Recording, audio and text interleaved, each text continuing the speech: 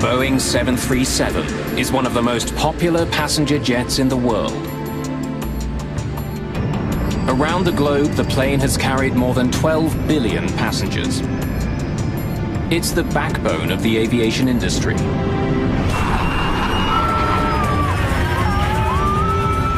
But in 1991, something happened on board a 737 that sent shudders through the world of aviation. Oh my Lord. A deadly crash has investigators scrambling. There was a time when I had doubts that we'd be able to solve it. It was like he was tracking a serial killer. The hunt for answers will take 10 long and grueling years. The fate of the airline industry hangs in the balance. And the mystery isn't solved until more than 150 people are dead.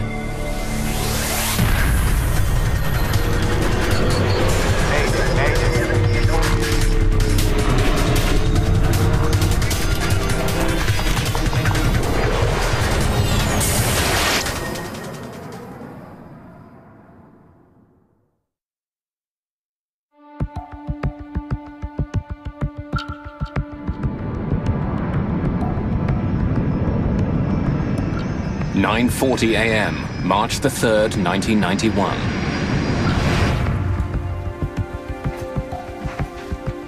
After a short 17-minute trip from Denver, United Airlines Flight 585 is on final approach into Colorado Springs.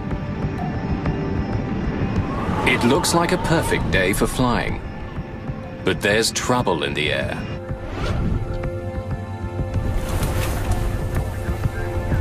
Nice looking day. Hard to believe the skies are unfriendly. There's been heavy turbulence during the flight, and violent gusts of wind are forecast over Colorado Springs. Never driven to Colorado Springs and not gotten sick. At the controls is 52-year-old Captain Harold Green, a pilot with 20 years' experience and a sterling reputation. Green's co-pilot is Patricia Eidson. At 42, she's one of the first female flight officers in United's history. Flight attendants, prepare for landing.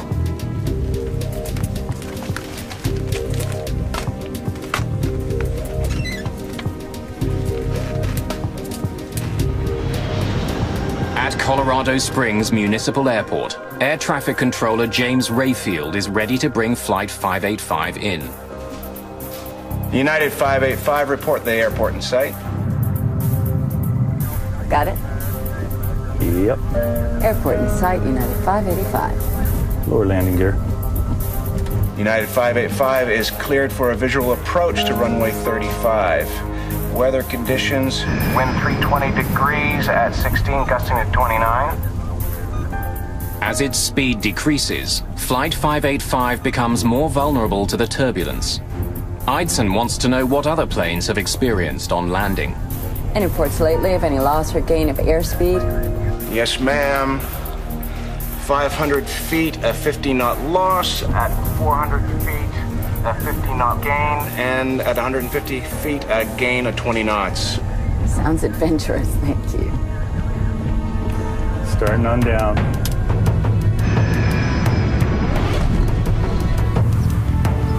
Less than 3 kilometers from the airport, retired policeman Harold Darnell is on his way to a local flea market.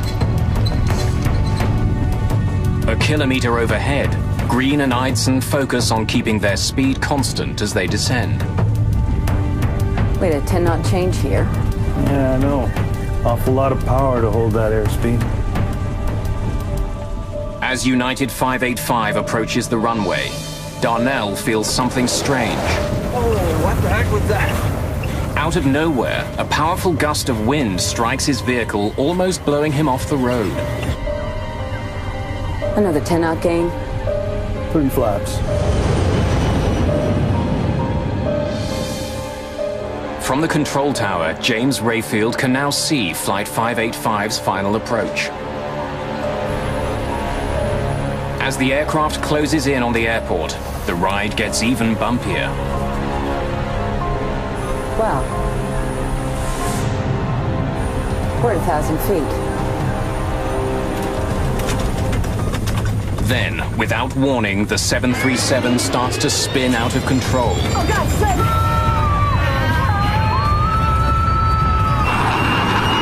15 flaps! 15! What's going on? Oh, my God!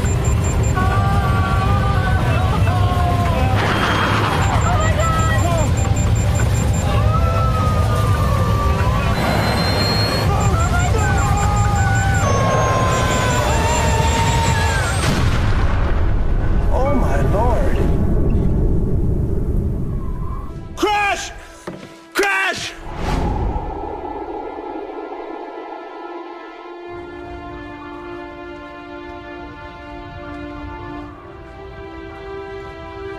Rescue workers arrive within minutes, but there's almost no sign of the 737. The shattered remains of the 38-ton jet lie buried in a fire-blackened impact crater. The plane didn't skate or bounce, you know, like when a plane comes in normally and lands, it just nosed right in, and where it hits, where it stayed. And I came down here, and this is when I saw all of the, it was horrible. There are no survivors. All 20 passengers and 5 crew members are killed instantly by the high-speed impact and exploding jet fuel. In 10 violent seconds, Colorado Springs has become the site of one of the most mysterious air crashes in aviation history.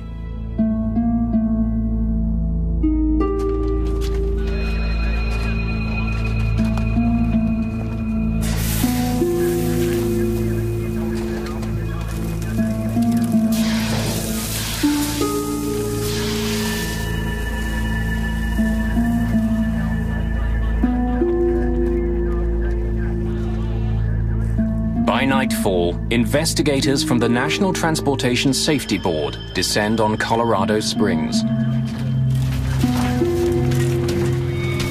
Known to insiders as tin kickers, NTSB investigators examine over 2,000 aviation accidents a year, at times by picking through the metal debris of fallen aircraft.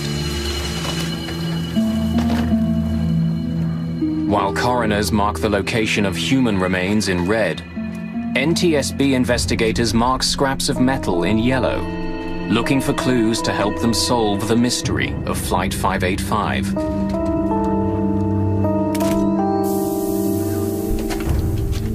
Like investigating a mass murder, it's a tough job walking onto a crash site.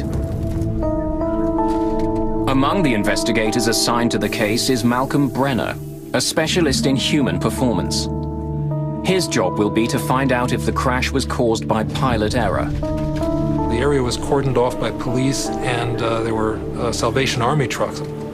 I got a cup of coffee, a cup of hot chocolate or something, and I thanked them for it, and they said, "No, no, thank you." And they had this look in their eyes like, "My God, you have to go into this site." Clues to the fate of United 585 lie mangled in a deep black hole. The fuselage is crushed like an accordion in the impact crater. The rest of the plane is in pieces spread over an area smaller than a football field. There was a lot of fire damage. There had been a fire afterwards, and it was all contained in a relatively small area, which just initial impression, it can be a sign that the airplane was intact. If there was a mid-air explosion or something came off the airplane, you'd expect that to be a much larger site. My first sense that it was going to take some time to investigate the accident was the damage that we saw in the parts. When they're burnt and broken, the process always takes longer. But with their work just beginning, members of the NTSB have no clue that the case of United 585 will become the longest crash investigation in aviation history.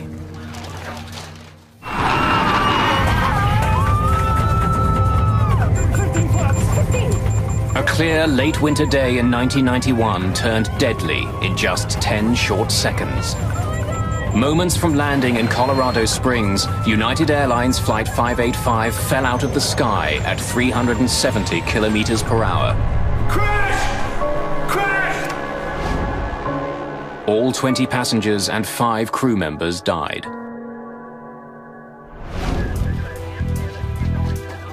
The National Transportation Safety Board begins a painstaking investigation into the crash.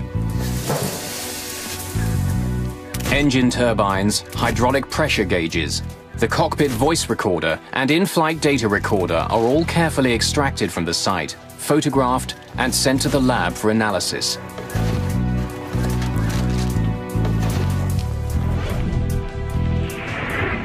An important first step in the investigation is the analysis of the cockpit voice recorder. With pilot error a factor in 70% of air disasters, Malcolm Brenner's job is to see what role pilots Green and Eidson played in the crash. This crew was, and I felt this at the time, was one of the more impressive crews that I'd ever dealt with. There was a little bit of tension release, a little bit of humor. The captain said, "Never driven to Colorado Springs and not gotten sick?" The first officer suggested that they add extra speed as a safety margin. The captain agreed with it. It was good interaction. Got it? Yep. Airport in sight, United 585. Lower landing gear. This is a sense of an excellent crew, caught randomly, if anything. So again, that was my first impression, is that this would be consistent more with a hardware situation. As more about Flight 585 becomes known, mechanical failure becomes a serious suspect. Just seconds before it crashed, the plane rolled onto its back and spun wildly out of control. Investigators wonder if the sudden motion was caused by the plane losing an engine or a wing. From the state of the aircraft on site, it's clear that it was intact at the time of the crash. What investigators don't know is if the engines were still working at impact.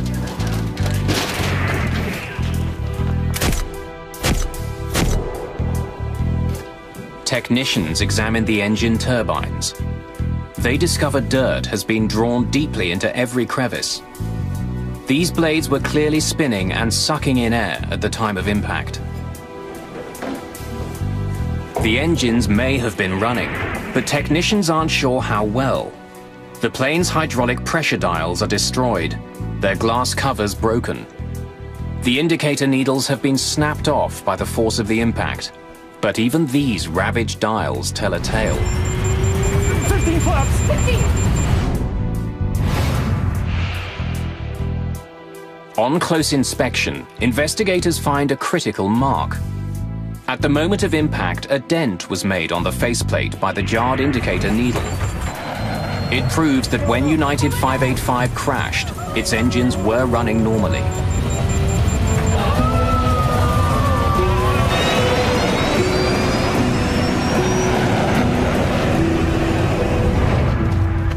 With engine failure ruled out, there seems to be only one other mechanical explanation for why 585 suddenly rolled over and then fell out of the sky.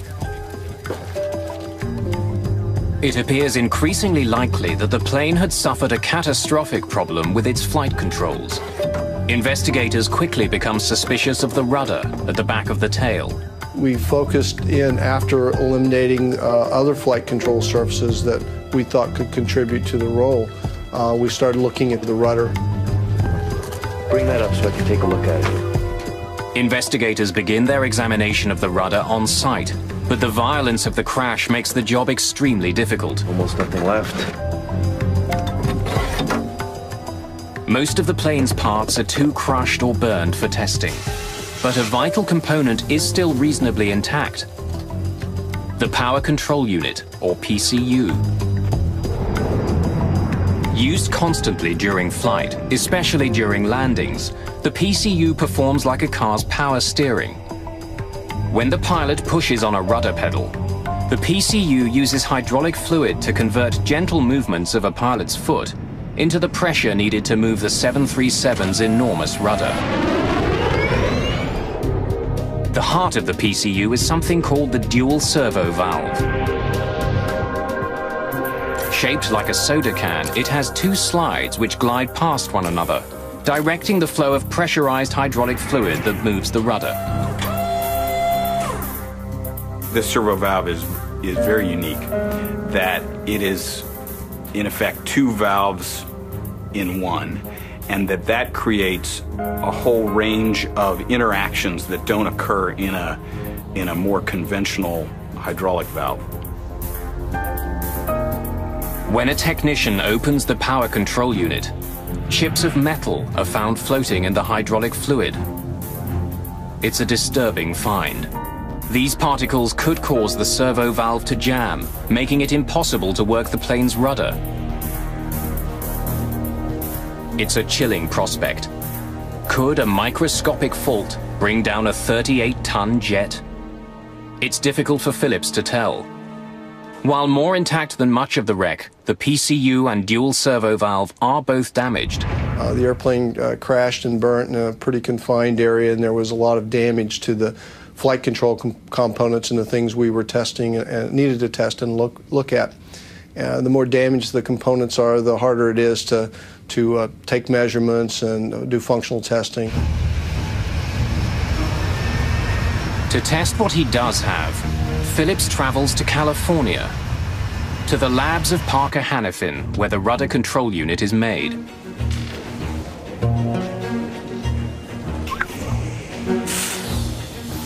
The curious metal chips floating in the PCU's chambers are dismissed. Phillips is told that filters keep them out of the delicate servo valve that directs fluid and moves the rudder. Nothing else is found that could explain any sudden movement of the rudder on Flight 585. We didn't have any absolute indication or information that we could point to that said the rudder power control unit, the servo valve, or any part of that flight control system caused that accident. Phillips still suspects a mechanical problem, but with no conclusive evidence that the PCU or servo valve caused the crash, he's forced to sign off on the tests. It's a pass.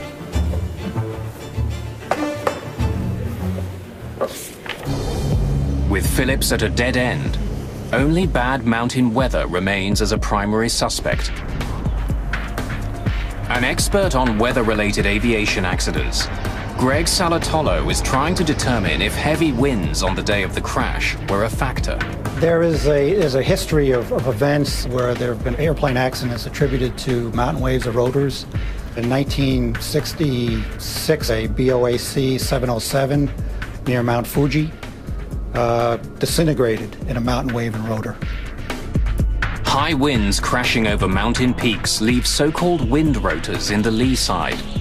Invisible, highly turbulent downdrafts that come plunging down with devastating power and are extremely dangerous to aircraft. We found a great deal of evidence looking at the surface upper air data and talking to witnesses in the area that rotors were a possibility. An explosion, it was right over there. Salatolo hears several eyewitness reports of bizarre mountain weather on the day of the crash. One of the most intriguing is from Harold Darnell. Oh, what the heck was that? Whose truck was struck by a powerful gust of wind just moments before 585 crashed. But as Greg Salatolo combs through his evidence, the theory that a wind rotor knocked the plane from the sky is getting less and less likely.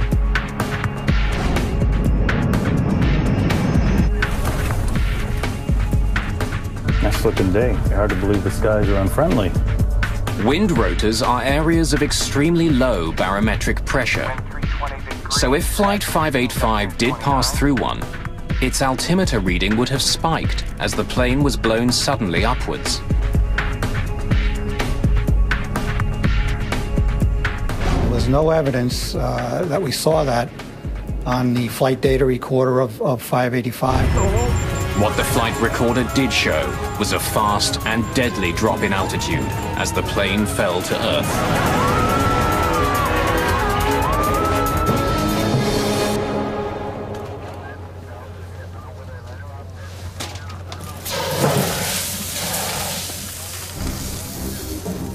It's been 21 months since the investigation into the crash of United Flight 585 began.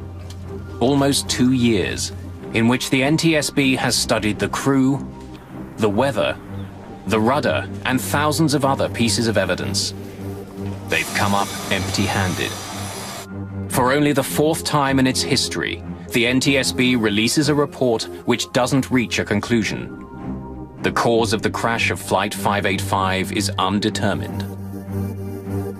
We had put a lot of time and effort into the investigation, and we just weren't sure what had happened. It was like he was tracking a serial killer.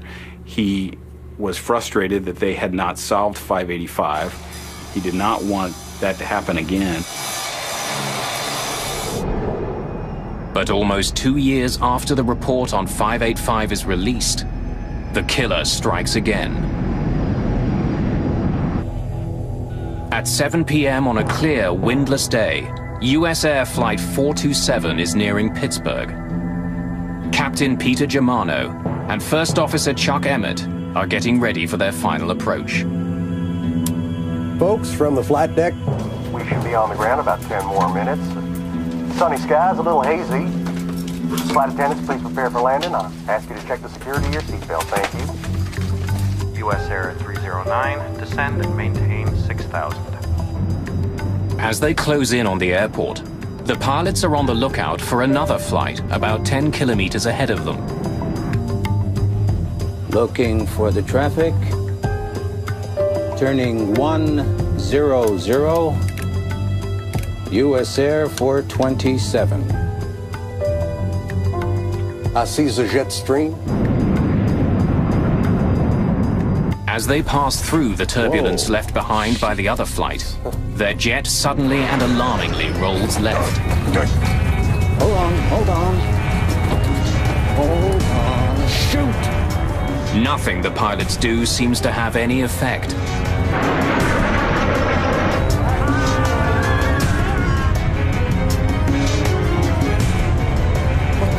What is this? What the? Go! Shoot! God. 427, emergency!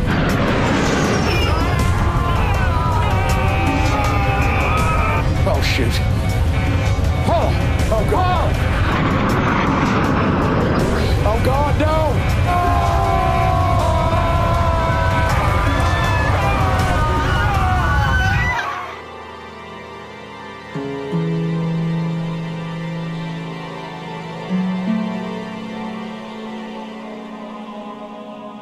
Rescue crews arrive quickly, but the fate of Flight 427 is tragically clear.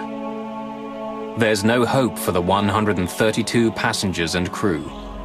The human carnage is so bad, authorities declare the crash site a biohazard. USAir 427 accident was the first U.S. accident where biohazard suits were used, and it made it more difficult. They were uncomfortable, they were hot, and to this day, when I put on a pair of rubber gloves, for any reason, I'm instantly transformed back to the site in Pittsburgh. Captain John Cox, a 737 pilot and a flight systems specialist with the Airline Pilots Association, is asked to join the team investigating the crash of Flight 427. As coroners attempt to collect human remains, NTSB lead investigator Tom Houter already knows his hunt for clues will be long and painstaking. When we first arrived at the crash site, well, first of all, there was no aircraft there. There were only bits and pieces of the airplane. It wasn't really recognizable as an airplane. With the help of eyewitnesses, information from the flight data recorder and the cockpit voice recorder, investigators begin to quickly see some striking similarities between 427 and the unsolved case of United 585. In fact, they seem to be mirror images of each other. On final approach, United 585 rolls right, while USAir 427 rolls to the left. Oh, God, flip! Hang on. Both crews are caught by surprise, and after just a few terrifying seconds, both aircraft plummet straight into the ground. Certainly the whole team was aware of the previous accident with United 585 in Colorado Springs. We try to keep that in the back of our minds and take a look at this one as to what it presents to us. As the investigation continues, the list of similarities grows. 427's engines were also attached and functioning at the time of impact. But for all the similarities, there's one important difference. Unlike United 585, as USAir 427 approached Pittsburgh, weather conditions were dead calm. Folks from the flight deck, we should be on the ground about 10 more minutes. Sunny skies, a little hazy. Taking a look at the flight data recorder information, the aircraft's approaching Pittsburgh. It's an extremely smooth night. There's just no turbulence at all. The pilots are relaxed. They're talking about the landing. Flight attendants, please prepare for landing. I ask you to check the security of your seatbelts. Thank you. As he did in the case of United 585, Greg Phillips will once again lead the investigation into the mechanical aspects of the crash. Almost immediately, he makes a promising discovery. Miraculously, much of USAir 427's tail and rudder appear intact.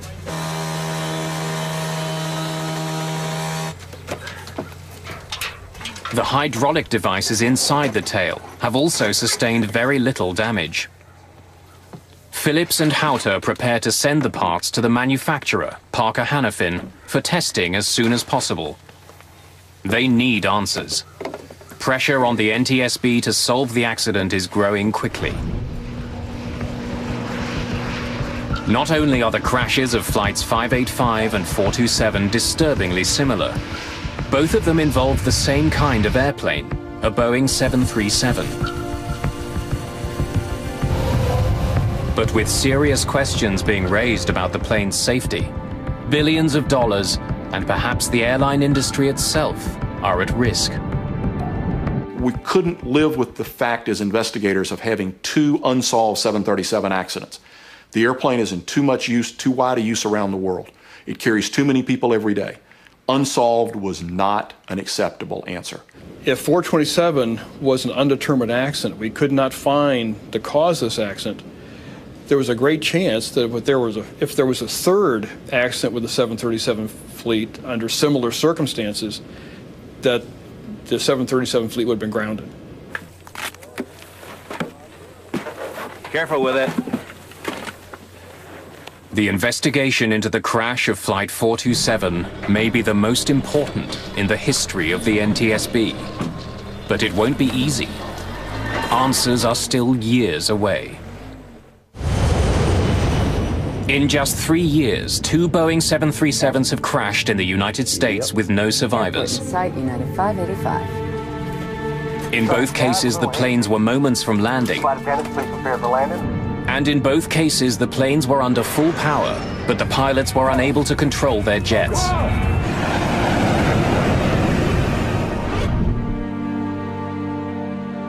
In the crash of United Flight 585, NTSB investigators were unable to find a cause.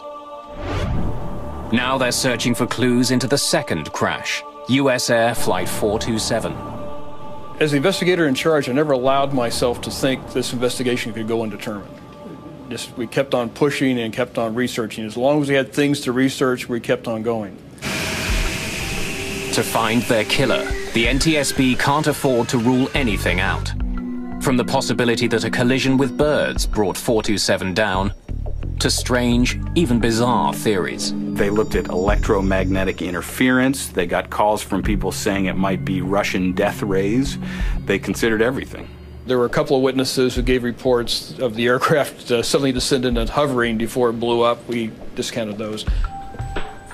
But the investigation's primary suspect is the dual servo valve, part of the power control unit that moves the 737's rudder, and a suspect in the crash of United 585. Parker Hannifin made the valve. At its lab in California, investigators look inside the main cavity of the USAir power control unit. Just like in the earlier crash, they find tiny chips of metal floating in the hydraulic fluid. But once again, Parker and Boeing repeat their claim. Filters designed to stop any debris from interfering with the delicate metal slides have done their job. Investigator Greg Phillips wants to be absolutely sure. If the chips were blocking the slides, they would have left tiny scratch marks behind where they rubbed against the metal. But Phillips can't find any. Another pass. Okay. Phillips has technicians put the servo valve from Flight 427 through as many tests as he can think of, trying to find a weakness. If he can find one, it could explain why 2 planes were ripped from the sky. But he comes up empty. That unit passed all its operational tests. There wasn't any indication that it had failed, and it operated within the parameters we expected it to. Once again, the investigators are forced to shift their focus back to the pilots. By studying the plane's flight data recorder, investigators know that the jet's rudder was deployed fully to one side, what's called rudder hardover. We were definitely focused on rudder, on hardover rudder, full rudder input for about 20 seconds. It can be caused either by hardware, something unknown in the hardware, or it can be caused by pilot input. First Officer Chuck Emmett, who was flying 427, did indeed step down hard on his rudder and then held it there while the plane plummeted towards the Earth. It raised a grisly question. Was he trying to fly the plane into the ground? And looking at this, and being a pilot myself, is like, this doesn't seem like rational behavior. What the hell is this? Human performance specialist Malcolm Brenner listens closely for evidence on the cockpit voice recorder. What the hell? Shoot! In this case, they had microphones right by their mouths, and you can hear, as well as in real life or better, you can hear breathing sounds. Yeah, I see the jet stream. The cockpit recordings indicate that Flight 427's troubles began at the moment it flew through the jet wake of a Delta Airlines 727 that had just passed in front of them. Both pilots are startled by the wake. I see the jet stream. The first officer breaks off at the end of a sentence. I see the jet stream, and there's no more discussion of the jet stream or anything else. They both focus. Something happened here. Captain says, "Sheesh." It was such a smooth flight that it was a momentary jolt that they just hadn't anticipated. And with that, the pilots got on the controls and immediately, put in a rudder input.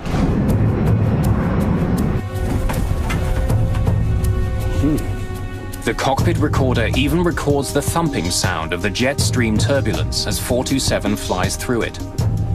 As Flight 427 encounters the turbulence, Brenner hears something unusual. First Officer Emmett begins to grunt.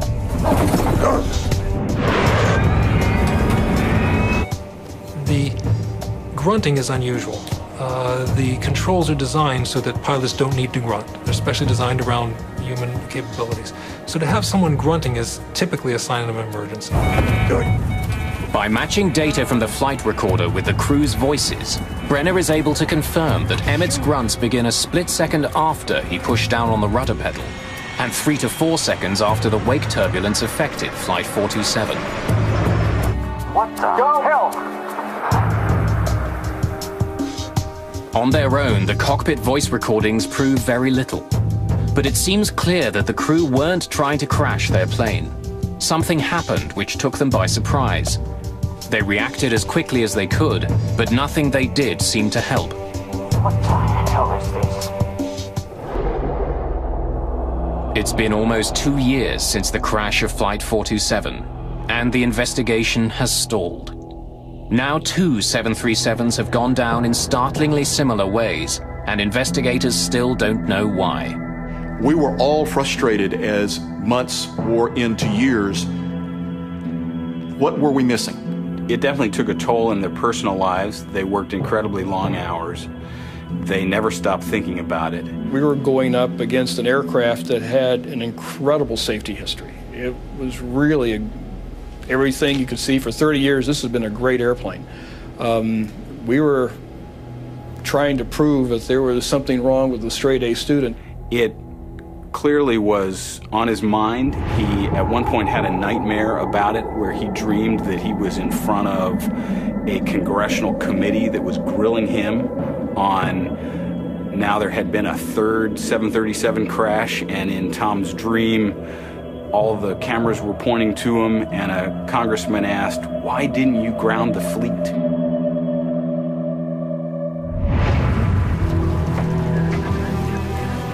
Unsure of where to look next, and with the trail of evidence getting colder, investigators need a break in the case, and fast. East Wing 517, you're clear for landing.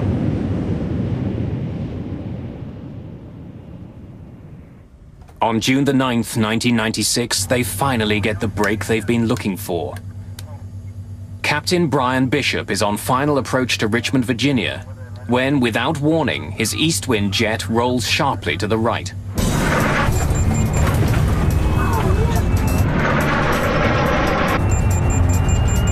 We didn't know to what extent, but we knew we had a problem with the rudder. I turned the yoke the opposite direction, stood on the opposite rudder pedal. The pedal didn't move for me. For over 30 seconds, the 737 flies in a precarious right bank as Bishop fights to keep it from rolling over. Then suddenly, the unknown forces holding the jet let go, snapping the wings back to horizontal. In a matter of seconds, it released itself and went back to normal. We had started the checklist almost before I could finish the sentence. All of a sudden, there was just a wham.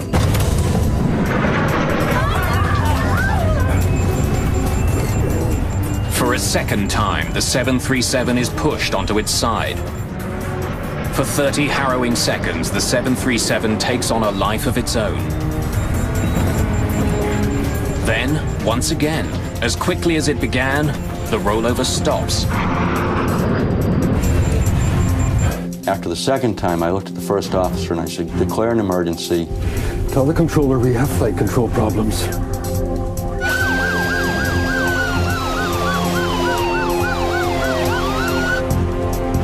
As they slow down to land, the risks increase. If a third rollover occurs, they won't have enough airspeed to recover. I did at some point tell my first officer to look out the window and find a dark spot. It was nighttime and we were looking to avoid a neighborhood or a populated area. And he very calmly responded that, "Hey, here's a spot over here."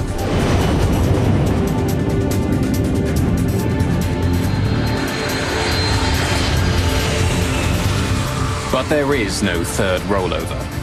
Bishop brings Flight 517 in high and fast and lands safely. Taxiing in is when I realized my legs were shaking. We got the aircraft to the gate, and I did pick up the PA to make an announcement to try to explain what had just happened to these people. And on picking up their microphone, I realized there was nothing I could say to make this any better.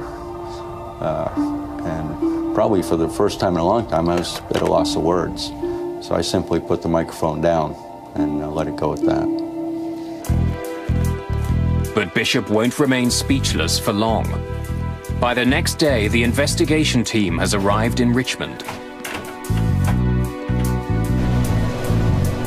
Flight data recorded it was undamaged, an airplane undamaged. We launched to the scene. The airplane literally didn't move, stayed at its location, the airport, until we got down there.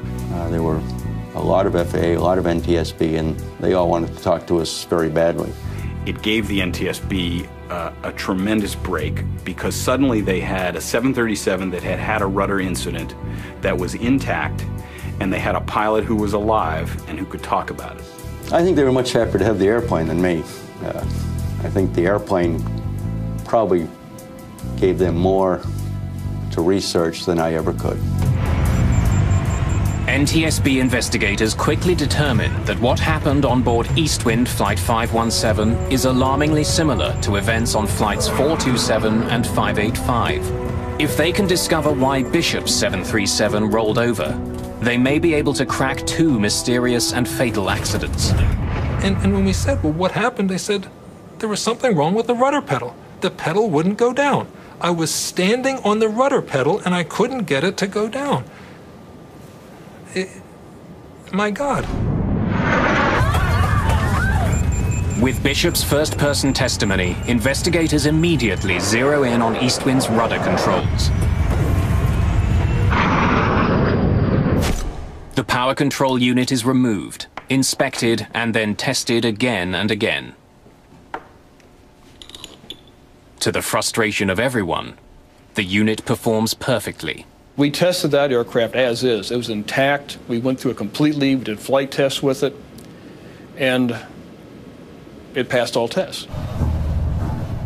After a 5-year hunt for clues, a third mysterious rudder event on a 737, and a live pilot as a witness, Tom Houter still lacks the evidence he needs to crack his case. He decides to push his chief suspect, Flight 427's rudder controls, a little harder.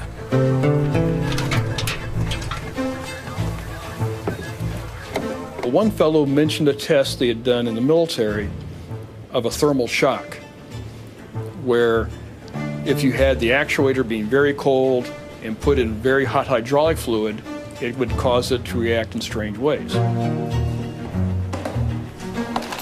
So we put together a thermal shock test, and this test was extreme to say the least. On August the 26th, 1996, in Valencia, California, NTSB investigators gather to watch the torture test of USAir 427's PCU. After soaking it in dry ice, the PCU is blasted with nitrogen gas to simulate the minus 40-degree temperatures at 10,000 meters.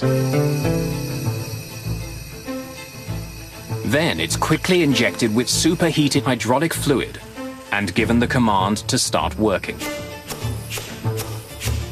As we were standing there listening to the actuator move left and right,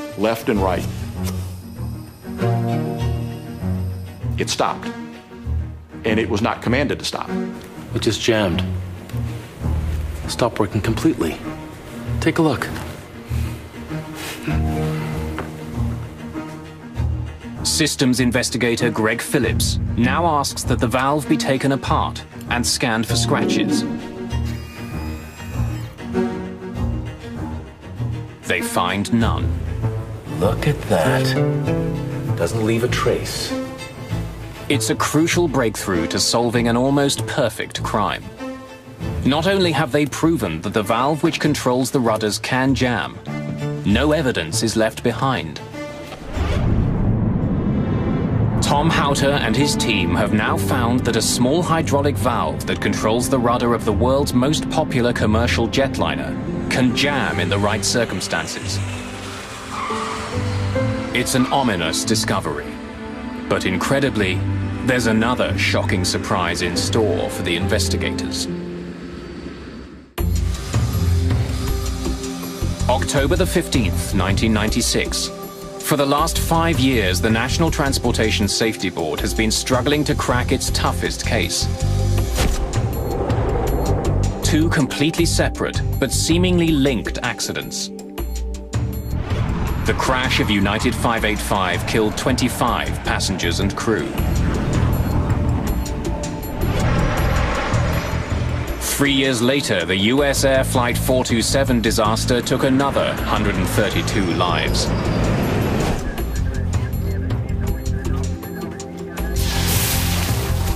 Now, after examining hundreds of clues, investigators have made a surprising discovery.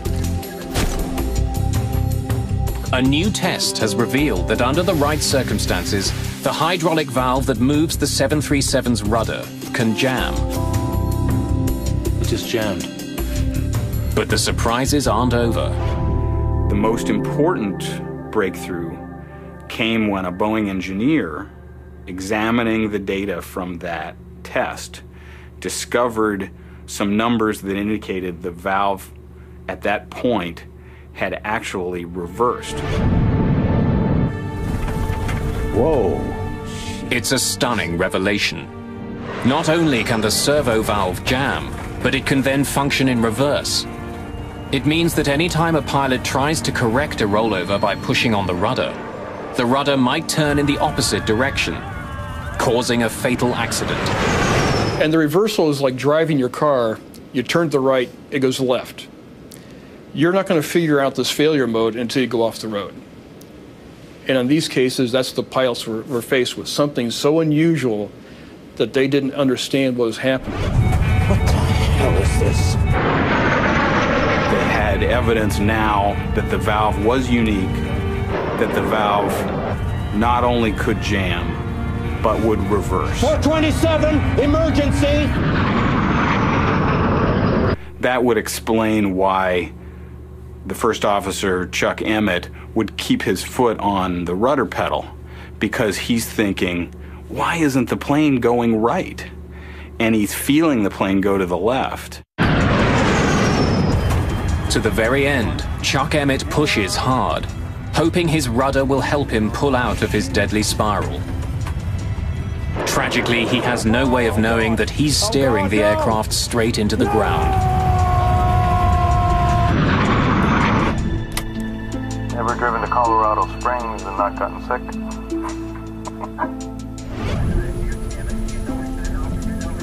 Flight attendants prepare for landing. Satisfied that they've determined the cause of the crash of USAir 427, the NTSB turns its attention to the unsolved case of United 585. Another 10-knot gain. Going back to Colorado Springs, you could follow a progression of what the captain was doing. He's close to the ground, and suddenly, under rudder reversal, he puts in a little bit of pedal. The pedal violently pushes his leg back. Oh, God! Slip! 15 flap! 15! Rudder reversal certainly fits what I know about this crew and how it fits. We were able to show the failure mode. It matched the flight data recorder from each aircraft. It fit like a glove. So we now had a lot more information we could apply to United 585. And based on that, we redid the accident report. Oh my God! From rudder reversal to impact took less than 10 seconds. 585's flight crew had no chance to save their plane or passengers. In the aftermath of the investigation, sweeping changes were made to improve the safety of the 737 and the entire aviation industry.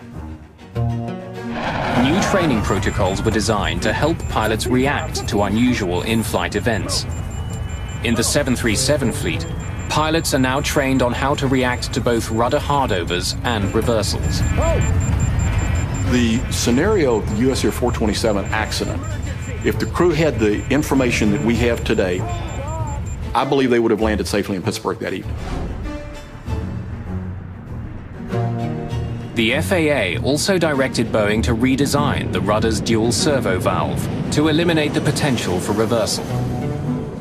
Boeing spent hundreds of millions of dollars to replace the valves on thousands of 737s around the world. One thing we don't like at the safety board is to have an undetermined accident, because then we can't make a change to improve safety. So out of USAir 427, United 585, we have a much safer 737 fleet.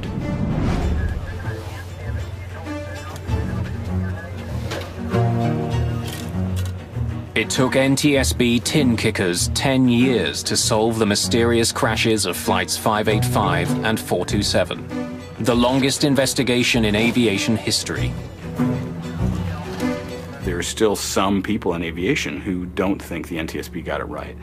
But I became convinced after talking to many people, pilots, engineers, people at Boeing, and spending a lot of time with the investigators, that they did get it right. Since the replacement of the 737 servo valves, there hasn't been a similar crash of the most popular, most profitable plane in the world.